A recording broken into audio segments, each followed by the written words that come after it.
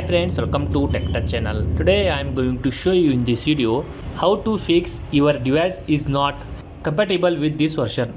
So before start the video, please subscribe my channel for more latest video. Check your Play Store update or not. For that you need to open your Google Play Store. Then press on your profile icon.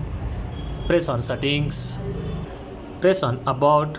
If your Play Store not updated, then press on update Play Store.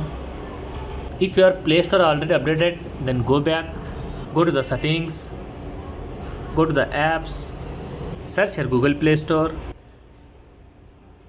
press on force stop, press on force stop, press on storage, press on clear data. Before clearing the data, read this sentence.